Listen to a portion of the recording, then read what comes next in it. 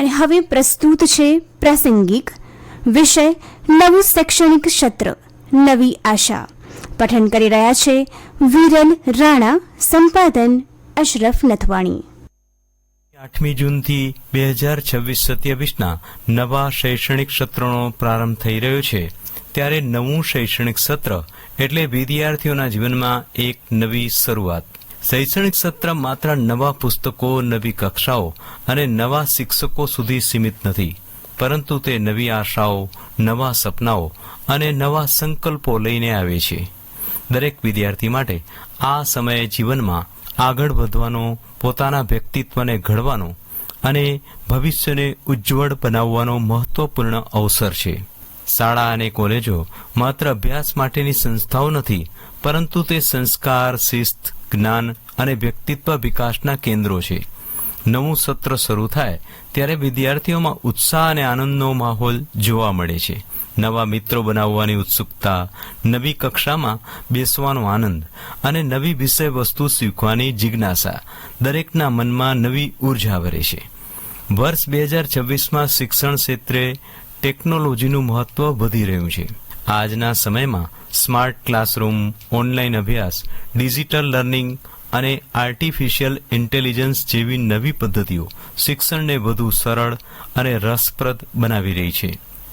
વિદ્યાર્થીઓ હવે માત્ર પુસ્તકો પૂરતા સીમિત નથી રહ્યા, પરંતુ ઇન્ટરનેટ અને ડિજિટલ સાધનો દ્વારા વિશ્વભરના જ્ઞાન સાથે જોડાઈ રહ્યા છે.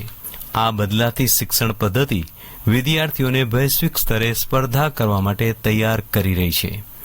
નવું શૈક્ષણિક સત્ર વિદ્યાર્થીઓ માટે પોતાના જૂના અવગણનોને સુધારવાનો પણ અવસર છે.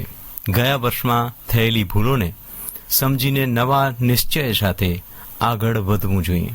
નિયમિત અભ્યાસ, સમયનું યોગ્ય આયોજન અને મહેનત દ્વારા દરેક વિદ્યાર્થી સફળતા પ્રાપ્ત કરી શકે છે. શિક્ષકોનું માર્ગદર્શન અને માતા પિતાનો સહકાર વિદ્યાર્થીઓને સકારાત્મક દિશામાં આગળ વધવામાં મદદરૂપ બને છે.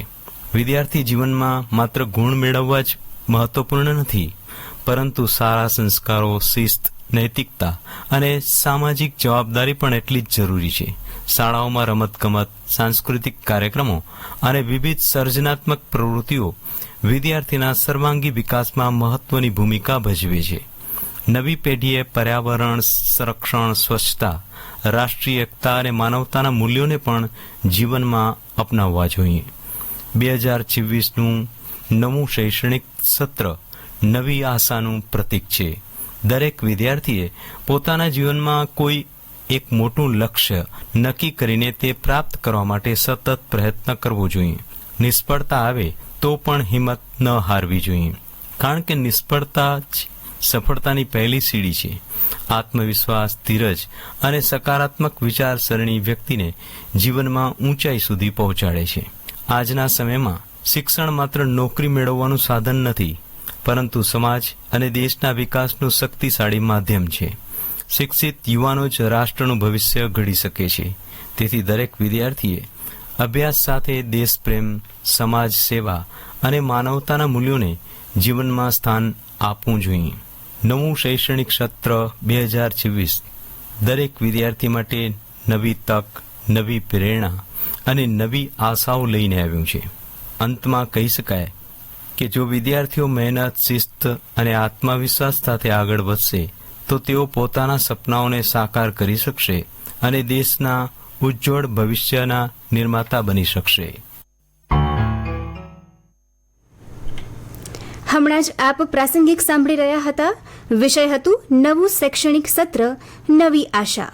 પઠન કરી રહ્યા હતા વિરલ રાણા, સંપાદન અશરફ નથવાણી.